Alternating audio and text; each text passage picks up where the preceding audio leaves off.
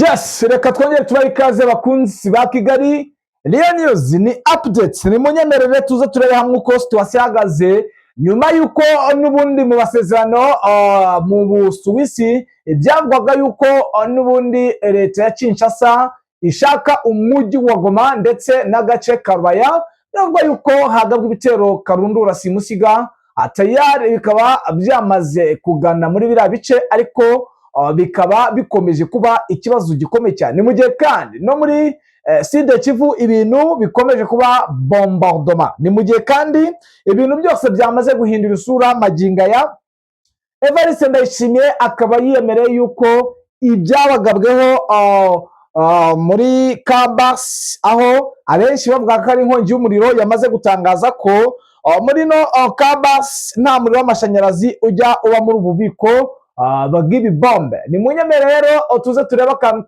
aho bivugwa yuko maginga ya hafi n'ikibuga cy'indege cya Melchior Ndadaye International Airport bivugwa yuko batari kubasha kuhagenzura. Niye mpamvu niki cyabaye? Uraje umenye akantu ku kandi. Ku murongo wa telefone turi kumwe n'umuroko wa Chifoma Bwana Bizima nk'uko bisanzwe.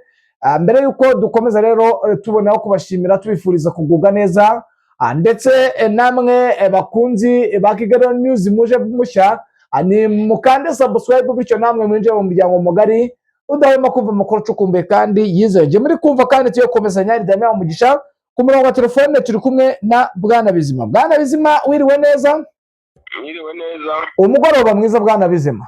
Yego, umugoroba mwiza kuri twese. Ni umugoroba w'impinduka, ni umugoroba warugarage ibitero karundura mu bice by'amajyaruguru. Ni message unyohereje, ndavuga ni nanjye reka nze twapodetinga abakunzi bacu. Tayari ubu sayingi byifashe bite Bwana Bizima?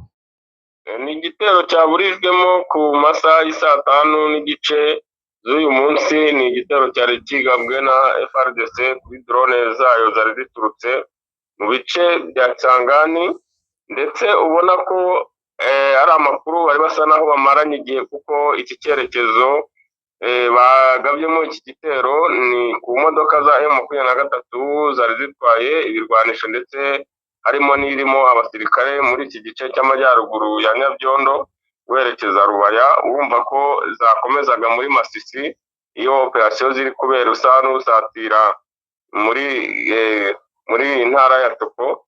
Rero ni igikorwa cyabayeho bitunguranye cyane, ariko ubona ko n'ubundi izi nzira ni urugendo rurerure. M23 ntabwo yapfaga kugenda icyo gusa, kuko ibifite ubutasi bwayo bukomeye cyane iyo hari igikorwa nk'iki kigiye kuba, kuko yabashije kuba iki gice cyaho izi modoka zanyuraga gifite ibikoresho by'ubwirinzi, ndetse byabashije gusa n'aho ariho byabashije kuba byarwanya izi drone zabashije kuraswamo ebyiri, asubirayo imwe, ariko ntabwo bari biteze ko zishobora kuraswa, kuko bumvaga ko uru rugendo rw'izi modoka nta kindi kigeretseho M23 ishobora gukoresha, cyane cyuko ubona ko ari ikintu kitari giherutse kuba muri ibi bice cyane, ku buryo bari bazi ko aya makuru M23 ntayifite. Ariko byaje kugaragara ko n'ubundi FARDC yaje gutahura neza amakuru y'aho iki kintu cyavuye, kugira ngo habeho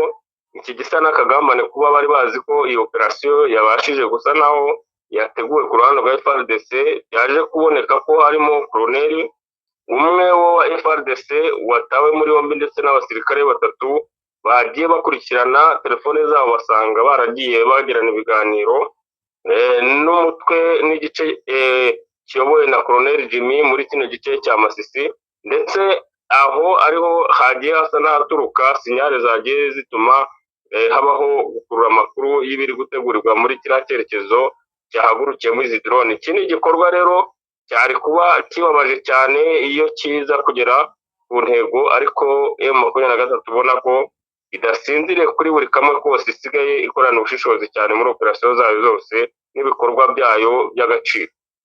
Yes, Bwana Bizima, biravugwa yuko n'ubundi operasiyo zikomeje kandi mu Rwanda ikomeje kongera kwiyongera. Maginga ya twari tuzi ko agahenge n'ubundi kagiye gusa nkaho kagaragara. Niyo mpamvu ituma nta gahenge kari kuba bitewe n'uko bari babyumvikanye, ndetse n'inama yemeje ko hagiye kubaho ubufatanye bw'ingabo za FARDC ndetse n'ingabo za AFC M23 bakajya bakontorora iby'agahenge ndetse buri ruhande rukajya rukontororwamo haba kuri kote y'ibice AFC iyobora ndetse na kote y'ibice FARDC iyobora. Bwana Bizima ntabwo byari byatangira cyangwa n'ubundi by'agahenge ni kakandi ko mu migani n'ubundi nk'uko bagiye bakomeza kugenda babivuga? Yego ntibiratangira, ariko niyo urebye usanga nta musaruro bizatanga, kuko ubona ko FARDC ndetse n'iri huriro ry'ibi bihugu biri muri iyi operasiyo ntabwo bahuza umugambi wo kubahiriza agahenge, ntibishoboka, ahubwo ubona ko bo basa naho kababangamiye cyane, kuko gatuma badategura operasiyo zose bagennye gukora cyane, kandi ubona ko n'ubundi ubu tuvugana n'ubundi operasiyo zigenda ziba hirya no hino, yaba muri Masisi, Karehe, kuko ku munsi uyu tuvuganiraho n'ubundi imirwano bagiye iba mu bice bitandukanye, aricyo kikwereka ko n'ubundi itangizwa na FARDC ndetse n'izi koalisiyo bari kumwe. Ubona ko rero nta by'agahenge ari ukubivuga mu magambo gusa, ariko nta gaciro biba bihabwa n'uruhande, kandi ubizi neza ko buri teka mu gihe hiswe ko hari agahenge aribwo operasiyo zikomeye ziba ku ruhande rwa FARDC. Yes, mbere y'uko wenda utujyana muri Sud Kivu, nyemerera tubanze turebe ibyatangajwe na perezida w'u Burundi ndetse n'akaga yavuze kamaze kumugerera mu gihugu ciwe. Ni perezida w'u Burundi Evariste Ndayishimiye ukomeje kwishora mu ntambara ndetse akomeje kopanga kugaba ibitero mu bice bigiye bitandukanye, usibye muri Sud Kivu aho bivugwa ko n'ubundi yakoze amavugurura aho afatanyije n'ingabo za P5, aho bagiye kongera kugaba ibitero muri zone ya Minembwe kuri misiyo ikomeye bari barahawe yo gusenya Minembwe yose n'abaturage bose. Rero hari amagambo yatangaje nyuma y'uko haraciyemo igihe kinini iri KBS y'intwaro n'ububiko bw'amabombe yashaga. Uyu Evariste Ndayishimiye yatangaje ko inkongi yafashe ububiko bw'ibisasu bwo mu kigo cya gisirikare cya KBS Bujumbura mu mpera za Werurwe itatewe n'umuriro w'amashanyarazi, kuko mu bubiko nk'ubu nta mashanyarazi abamo.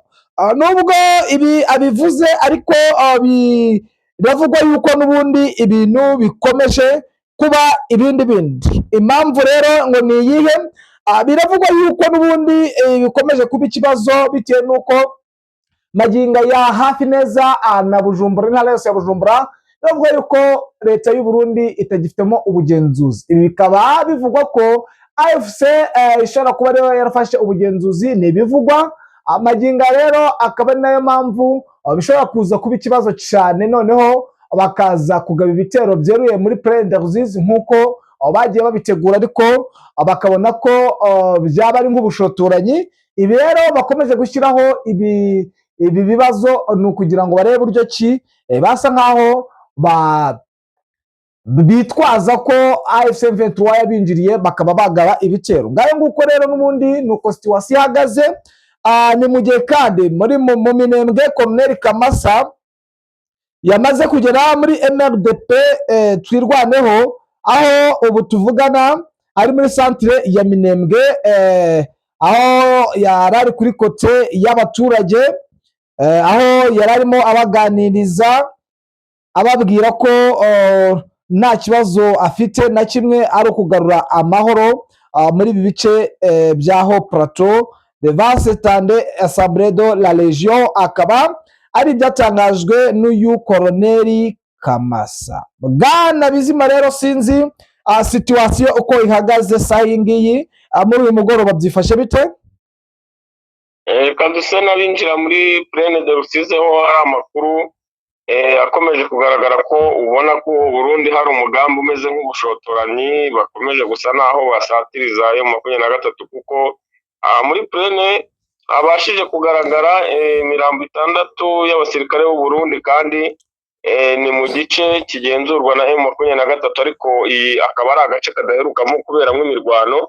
Hakaba hibajijwe urupfu rw'abasirikare kuko nta mirwano yigeze habera, kandi nani urusaku rw'imbunda rwigeze rwumvikana cyane ku buryo wenda byaba byateje impfu urupfu rw'abasirikare bangana gutya. ariko amakuru yaje kugaragara ko abari abasirikare bari bafashe umugambi umwe wo gucika igisirikare cy'u Burundi, hakaza kubamo umugambanyi umwe wamaze kumenya amakuru yabo ndetse abereka ko bari mu cyerekezo kimwe, bafatanyije umugambi umwe, ariko aza kubakorera ubugambanyi ku buryo baje gukurikirwa n'itsinda rito ryaje kubarasira muri ibi bice rihita rinabasiga ahangaha, ariko kuko nta basirikare bahasanzwe bapfuye ariko nta ntwaro bafite.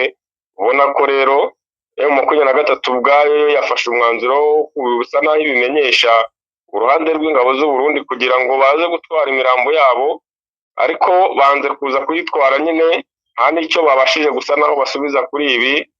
Iki rero M23 igakurikirana nta situation y'ibiri kuvugirwa muri Plaine Rusizi, aho ingabo z'u Burundi zitorohinze ko hari imbunda enye zimaze kuhagera z'umusaza ziremereye cyane, kandi ubona ko ari ibice by'amadefense yabo babaye nk'aho basubiza inyuma, bigaragaza ko hari operasiyo bari gutegura ya sharing ikomeye cyane, aho bavuga ko hari imisozi bagiye kwibandaho ndetse n'ibice harimo Kabonambo ndetse n'imisozi yo hejuru ya Sange. Rero ni igikorwa ubona ko kiri gutegurwa ku rwego rwo hejuru ku ruhande rw'ingabo z'u Burundi, ndetse ubona ko ibi byose bagenda basa naho bari gukora babyikuraho babyitirira M23 byinshi ari uburyo bwo gushaka impamvu no kugaragaza icyatuma hagabwa ibitero ndetse bikomeye ku ruhande rwa M23, ariko ubona ko n'ubundi M23 yabashije kwitwararika bijyanye n'isituasiyo iriho y'ibiganiro ndetse n'agahenge, ariko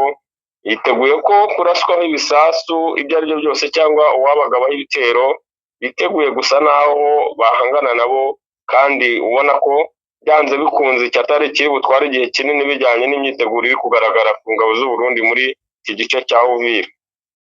Yes, Bwana Bizima, rero reka tugushimire kuri updates udaye z'uyu mugoroba.